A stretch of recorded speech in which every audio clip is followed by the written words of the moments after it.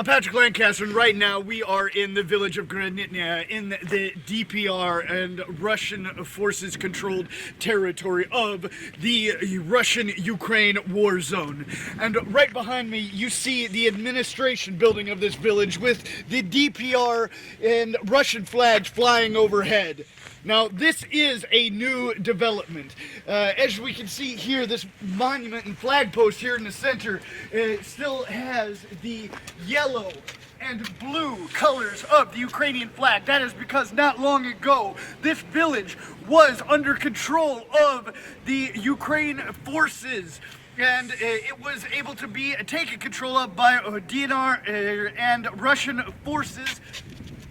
And we see here the DNR, the DPR, Donetsk People's Republic, and CCCP, the USSR, the Soviet Union. Now, obviously, this has been added since it's been under control of the DPR, but we're here today to find out what the situation is. This isn't the first newly controlled territory we've been in, and it's not going to be the last. This is how we see this war going right now. But we're going to show you everything on the ground here, the situation with the people. We see that there are civilians here walking the streets. We actually haven't heard a shell yet since we've been here, and haven't heard an explosion. That's pretty rare for this these days here. So we're going to talk to the people, do a little exploration around this village. Maybe talk to some of the soldiers that are here, bring you exactly what the real story is here on the ground on this new territory that DNR and Russia has taken from Ukraine control. So please like this video, share it across all social media. Remember, I'm a totally independent, crowd-funded journalist, so you can support my work with the link on the screen or in the description.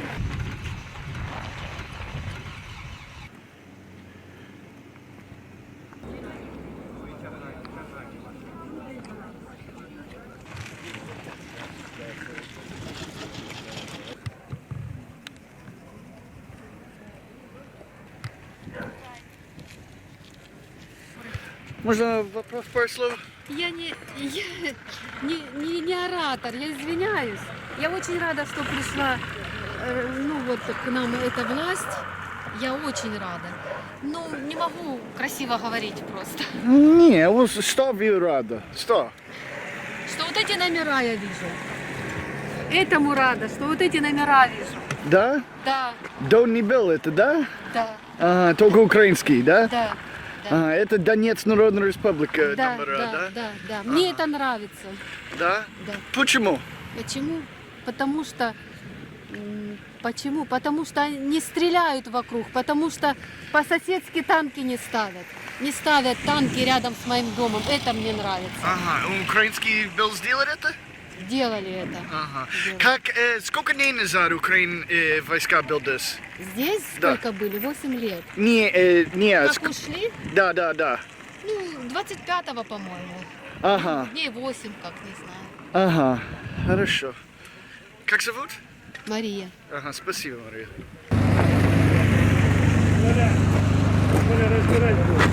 And we hear how that woman is happy about seeing Donetsk People's Republic license plate, because those are, of course, only issued in the territory of the Donetsk People's Republic.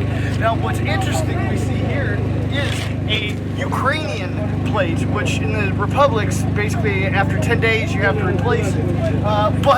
So the Ukrainian plate and a Donetsk People's Republic flag, just really signifying how many of these people are quite happy that this is under control of the Donetsk People's Republic and Russian forces.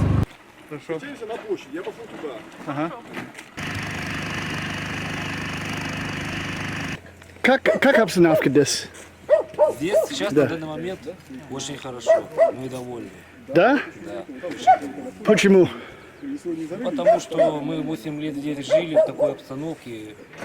Кто здесь не жил, тот этого не поймет никогда. Ага, украинский. Конечно. Ага, и сейчас ДНР и Россия, да, контролируют здесь? Ну да. И это хорошо? По моему мнению, да. У каждого свое мнение. Угу. Что я могу сказать? Мне главное, чтобы был мир, и все были дружно, жили, как раньше. Вы живете на этой улице? Нет, мы живем чуть-чуть выше улицы. Чуть-чуть выше, да? Они Ну, часто обстреляли отсюда, от эти позиции? Стреляли, везде стреляли. Ага. И было случайно, что ответный огонь был на этих домах здесь, которые за нами? Ну как, бывало, а Бог его знает, кто стрелял, откуда стреляли. Ну, факт, что больше половины села разбито. Разбито за эти 8 лет. Что я Вы могу? был 8 лет здесь, а? Где вы Ни были? одного дня не выезжал, ни я, ни моя жена, ни мои дети. Какие были украинцы с вами? Ну как, вроде бы как и нормально было, но с другой стороны мы недовольны были, потому что мы живем на угле, мы на Донбассе, мы не знаем, чем топить. Вы понимаете, цены такие баснословные на этот уголь. 12 тысяч гривен тонна угля, а у меня пенсия 2000, я инвалид. Я смогу купить этот уголь? Вот что я вам могу сказать. Что вы делаете? Что будет лучше сейчас или... Поживем, увидим. Я надеюсь, что будет очень хорошо. У меня тоже и теща в Донецке живет. Она довольна. И, ну, что я могу вам еще сказать? Как вас зовут? Сергей. Где мы находимся сейчас? А где? Вы находитесь? Гранитная. Гранитная. Все, спасибо. Я тоже готов отдать.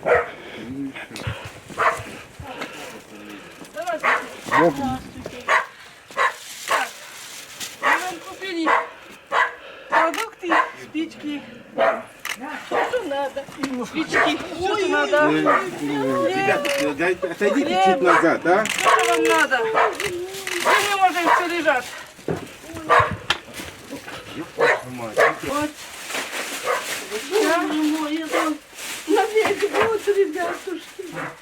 Ваши сейчас. Спасибо, спасибо, большое спасибо. Не за что. Сын лежачий, прикован к постели, лежит. Если хотите, зайдите, посмотрите его. Заболел. 4,5 года воспаление легких заболел. А тут врачей не было, нормально, района тут не было. И вот лечили его, и получилось на центральную нервную систему. Повредили. И теперь прикован. Ноги скрутились, руки скрутились, 45 лет. Я его смотрю, 45 лет. Вот и упала, руку упала. Так, сейчас у вас есть чуть-чуть помощи. Так, вы Спасибо. можете и вы можете кушать нормально, и вы можете кормить его нормально. Ой, а он толком и не может кушать, он уже очень плохой. Ну, я- Глотать. Ну, так вот здесь все, что Соской, соской, я его кормлю чайной ложечкой кормлю. Заходите, у меня тут ничего такого нет, можете зайти. Заходите. Юра, к тебе снова.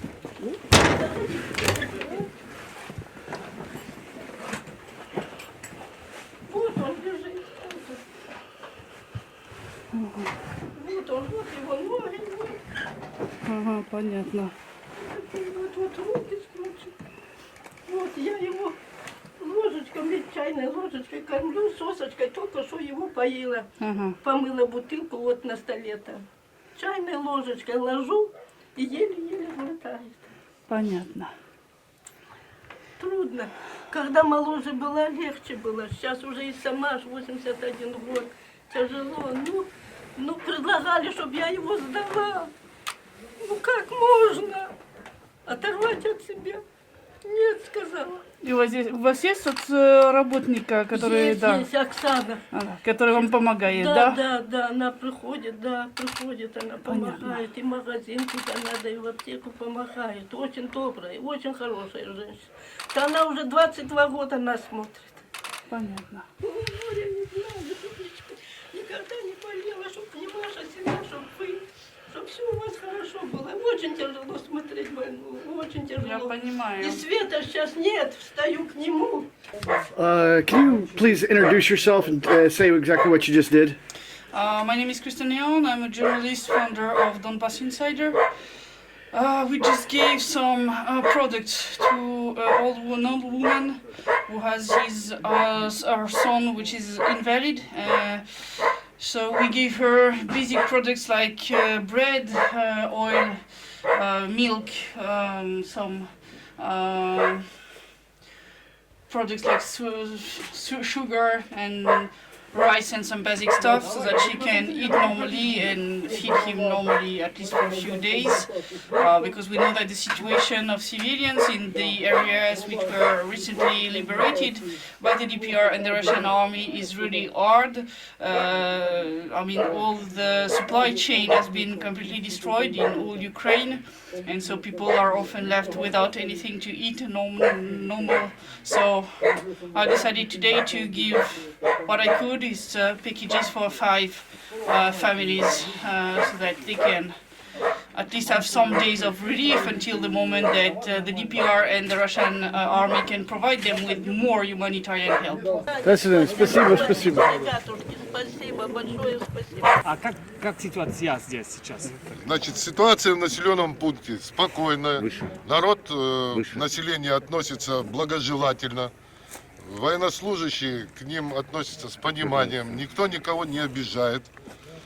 Все, как говорится, вот если видите, магазин, местное население ходит, к нам обращаются за разными вопросами. Мы оказываем содействие по мере нашей возможности. А почему вам важно показать, что здесь спокойно? Ну, во-первых, это наша земля, это наши люди. И они должны жить вместе с нами, в одной семье. Потому что нам не безразлично, как здесь живут люди. Потому что из той информации, что мы имеем, не так уж здесь было и спокойно. Людей прижимали, ущемляли. Их насильно там заставляли разные вещи делать, насильно заставляли идти служить.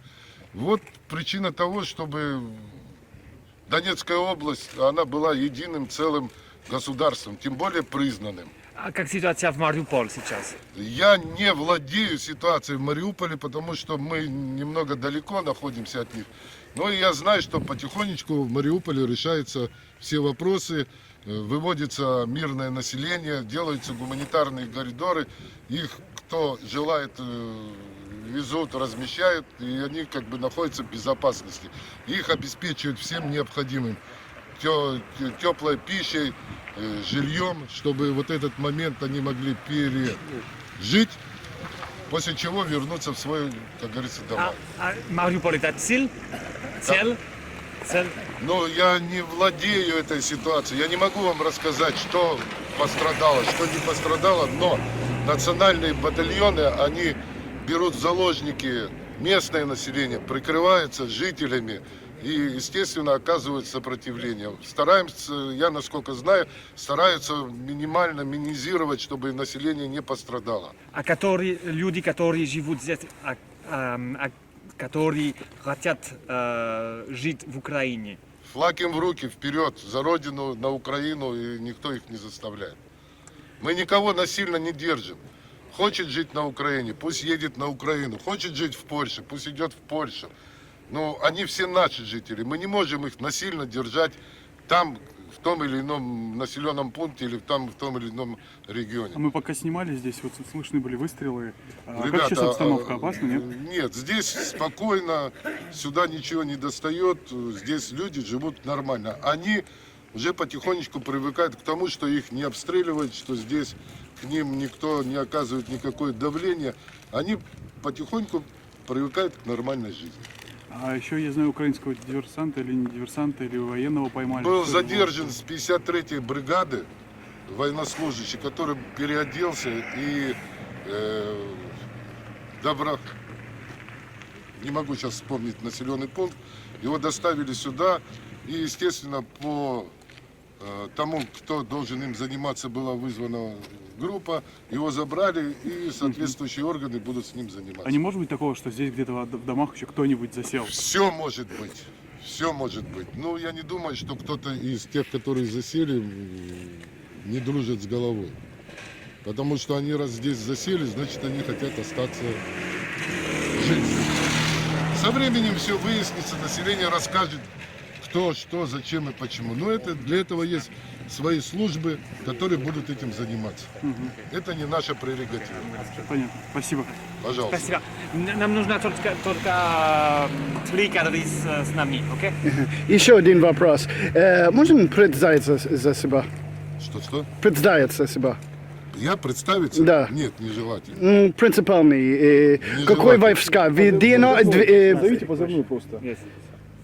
Я не могу вам ни позывной назвать, ни воинскую часть назвать, ни службу, в которой я служу. Все, спасибо.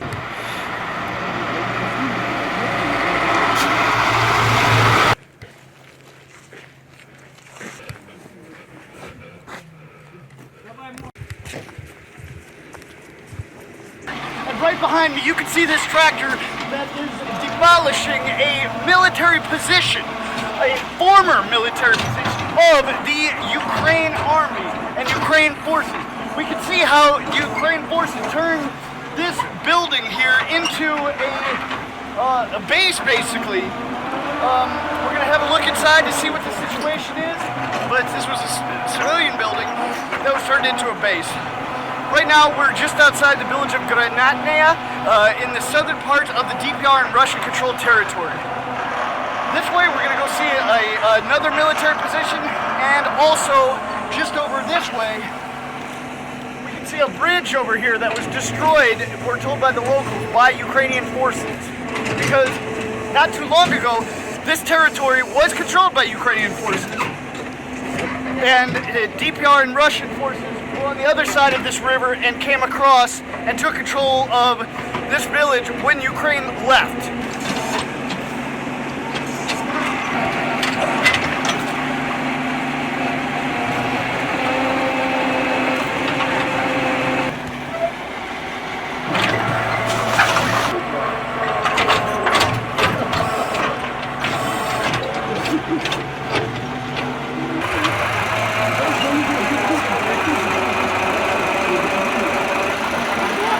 Отдельная механизованная бригада здесь стояла, 93-я бригада. Пойдемте дальше. Они заняли этот дом, их герб, надпись «Слава Украине» и все, что, как они видят. Вот здесь у них Место хранения оружия, место запечатано печатью командира роты, правда, не опечатано. А что касается того, что здесь находилось, то вот здесь с обратной стороны перед нами вот прямо осталась опись боеприпасов, которые хранились на складе. Гранаты ВОК — это для подствольника, ВОК-25 и коробка АГС — для автоматического гранатомета. Командир Калиниченко. 10 декабря 2021 года, совсем недавно. Вот, соответственно, еще один документ, та же самая опись. Убегали так быстро, что даже не забрали с собой важные документы. Вот фамилия командира, она прямо здесь и осталась. Ага. Вот их, получается, располага. Теперь не осталось. Да, ребятки, мало все опоздали мы с вами. Тут, в общем, патроны валялись и все прочее добро. Сейчас здесь ничего нету. Нечего осталось, да? Да, все. Приехали мы на 2 дня раньше. Здесь находилось расположение украинских войск. Видите, окна, да, заложены, соответственно, ящиками. Это здесь, получается, спали украинские военные. Уходили в полном бардаке, побросали, ну да, что-то еще осталось. Какие-то элементы экипировки, амуниции, все здесь еще валяется. Вот здесь прямо они и спали. 93-я, видимо, 18-я бригада. А нет, вот, кстати говоря, брошенный ящик из-под боеприпасов. Прямо здесь так и оставлен. Внутри, что здесь было? Здесь были гранатометные выстрелы, ПГ-7, так называемые морковки. Внутри боеприпасов нет, но много всякого другого добра. А здесь они, видимо, чинили свою технику, потому что какая-то электроника здесь и осталась. Вот так. Здесь они жили, здесь они обосновались надолго, видите, утеплили стены. Это у нас очередной документ отапливания помещений, получается, за подписью начальника штаба первого заместителя командира 1-го механизированного батальона старшего лейтенанта Селевчука. А вот, судя по всему, какая-то листовка с символикой Айдара. Я думаю, кто такой Айдар, объяснять никому не надо. Это один из карательных батальонов. Ну, никому больше не пригодится. Это уже перед вот этим наступлением они сделали. Вот, смотри, у нас что получается здесь. Ящики боеприпасов валяется. Всех гостей. Крым, Украина, Путин, ПРУ, Батькив, братья. Короче, украинская пропаганда в чистом виде. Не знаю, что они хотели сказать глубокомысленной надписи, но вот она валяется. Юр, зачитай, пожалуйста, еще разочек. И микрофон я прошу. Давай. Трудно сказать, что здесь написано. Всех гостей мы непонятно что. Далее Крым, Украина, ну это их известная кричалка. Путин, любят они такое говорить. Мою батькив это, соответственно, родители, не братья, клятьев. Трудно сказать, в основном ругательство в сторону россиян и заявление, что Крым это Украина. А сколько на стороне бутылок, посмотрите, посветите видеокамеры туда. Да понятно. Посмотрите, какой там срач сделали с домом, с моим братом, блядь. Брат из этого Ленинграда уехал. Пойдите посмотрите. Это твой брат дом? Да, это моего брата дом. Ага, он не был согласен? Шамадинова Асан Усмановича дом. Ага. Он в Ленинграде живет. Ага. И... Он 8 лет, как его здесь нет. Вот это брата дом. Что они сделали? Посмотрите, пожалуйста. Вот. Ага. Это моего брата двоюродного дома. Ага. Он не был согласен, да? Нет, ну видите, стрелять начали, куда ему ехать? Вот, покажите ему, дверь ему сделали новую. Было окно, а сделали дверь ему.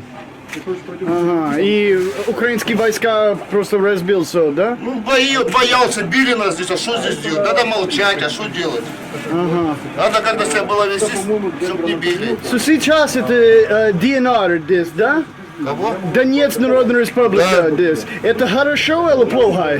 Не знаем, как будет. Что будет, я не скажу. Ага. И Думаю, как? порядок будет, думаю. Да?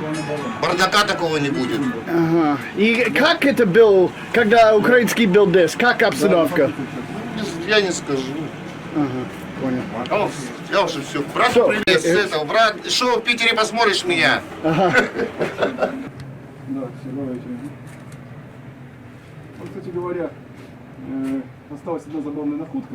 We're told by the locals here there was a bridge here behind me, but Ukraine forces destroyed this bridge. We're not sure exactly what it's for. We're going to talk to the locals and find out what they think about why Ukraine did this. But for now, please like this video, share it across all social media, and let's show the world together what's really happening in the Russian-Ukraine war.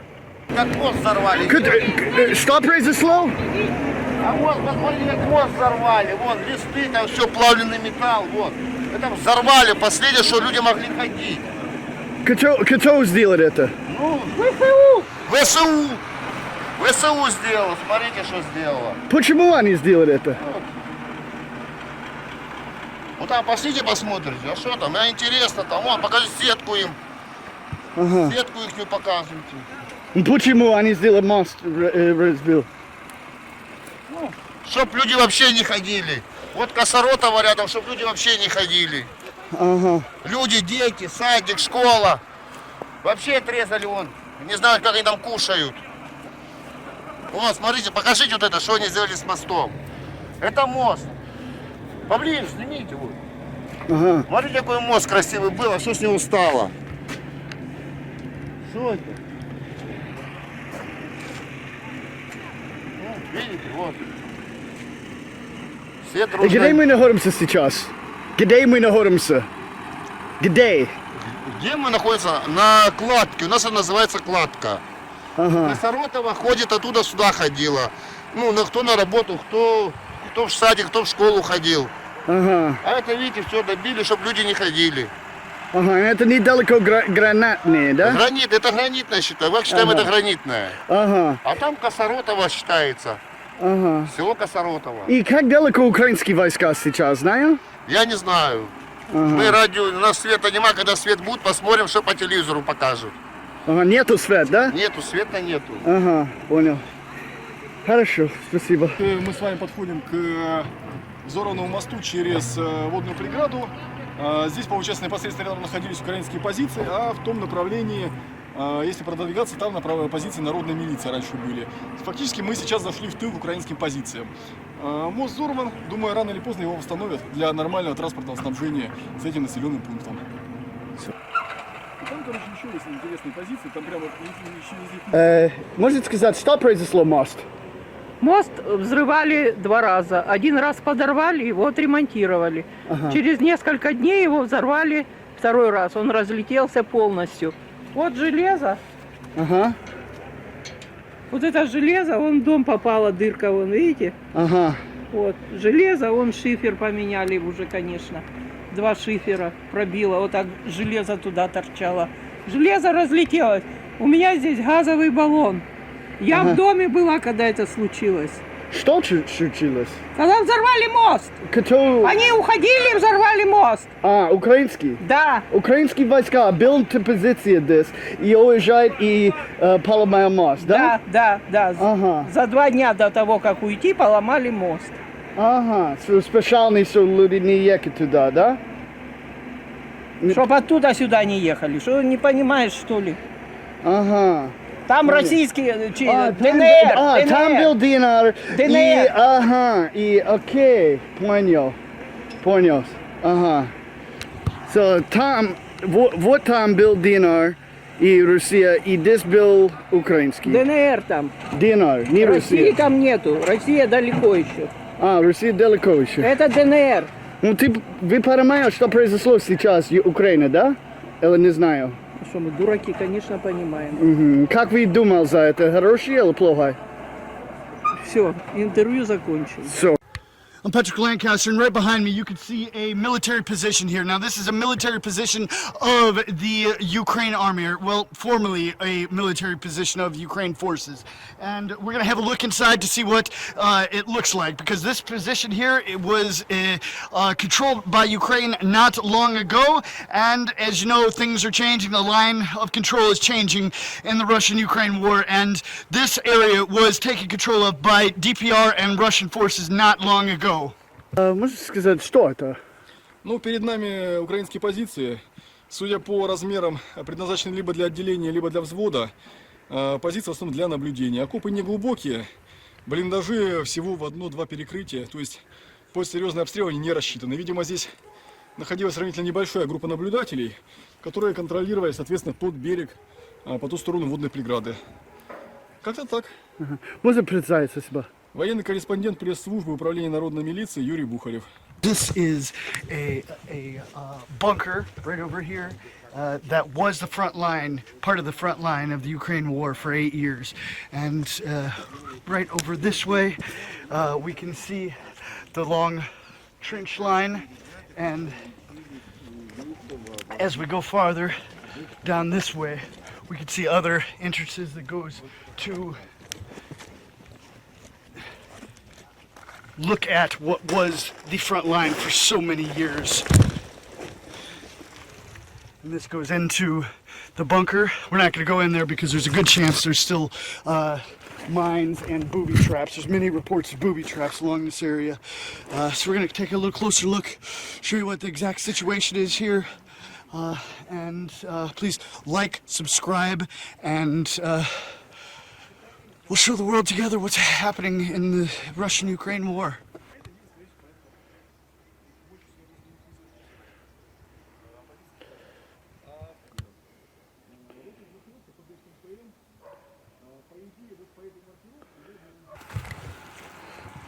То есть как у меня вот на шлеме, да, чехол получается. А вот то же самое от украинского шлема. Написано чехол шлема, собственность вооруженных сил Украины, не для продажи, тип 3, класс 7. Дата изготовления август 2015 года. Производитель монитор, город Харьков. Вот можно подснять, пожалуйста, здесь все расписано, кто что и где произведено. Сейчас проблем с картой. Видно, да? Производитель, дата производства, собственно.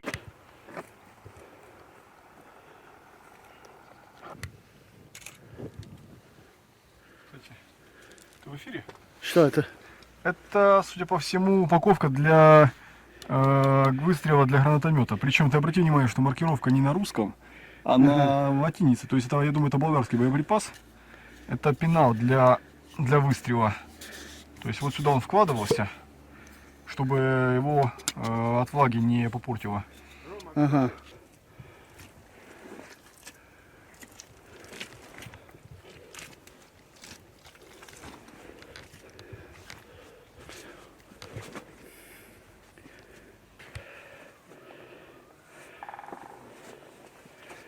So that's what a Ukrainian military position looks like.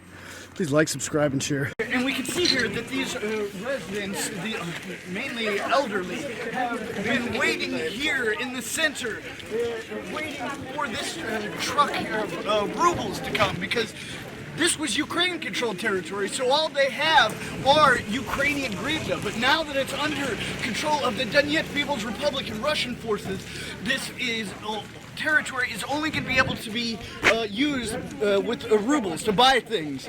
So now we're going to see how this works. You see there are people here, some soldiers, and the people are going to be exchanging their hryvnia for rubles. Should be a pretty interesting thing.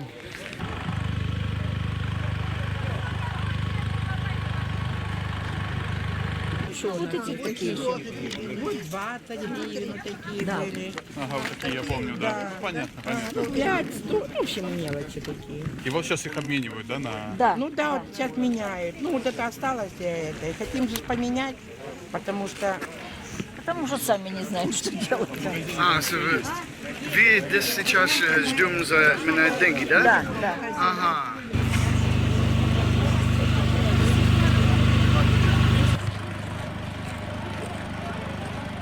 Здравствуйте. Можно сказать, что вы сделаете сейчас? Ждем деньги обменять. Ага, почему? Гривни на рубли. Ага, ага. И потому что тут будет только рублей, как я понимаю, да? Ну мы тоже так понимаем, мы тоже еще ничего не знаем. Ага.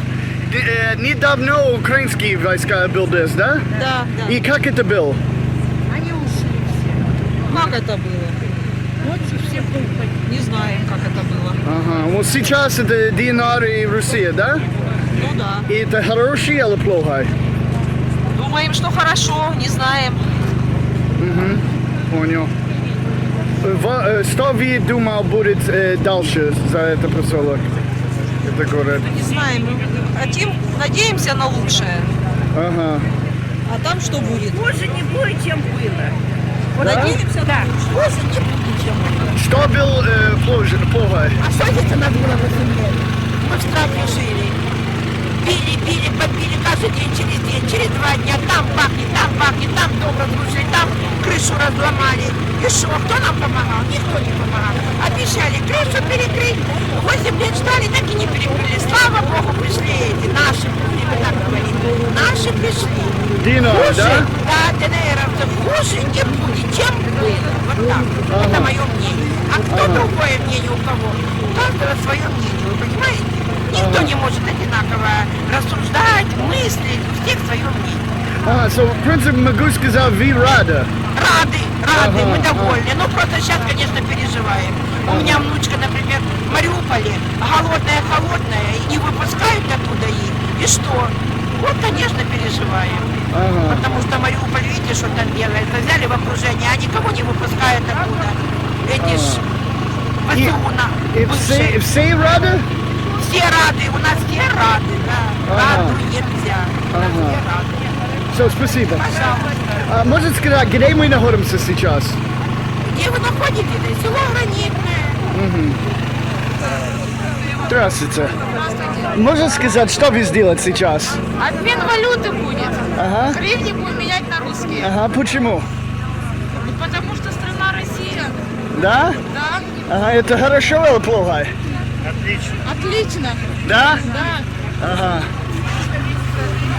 Вы тоже думали это, да? And it should be mentioned that this is the Donetsk People's Republic Bank that brings that truck here. It's a pretty interesting little detail to remember. And you've seen a look into another captured village or abandoned village, however you want to look at it. We hear kind of some conflicting reports, but the fact is that not long ago this village was under control of Ukraine forces, and now it is under control of the DPR and Russian forces. The line between them is a bit unclear at this point. All the soldiers we've seen all have the DPR patches. So it appears that the soldiers that are here are from the Donetsk People's Republic and locals. They're pretty somewhat open with speaking to us off camera, but on, as you see, the one commander that wore a mask, and he did have a Donetsk People's Republic patch on, not a Russian army patch. So we're just going to continue to find out all of the information we can here. We've seen the Russian ruble come in to these new territories. The Grievin is on its way out, literally. So please like this video, share it across all social media. Let's show the world together what's really happening in these newly controlled territories of the DPR and Russian control. So, we're out.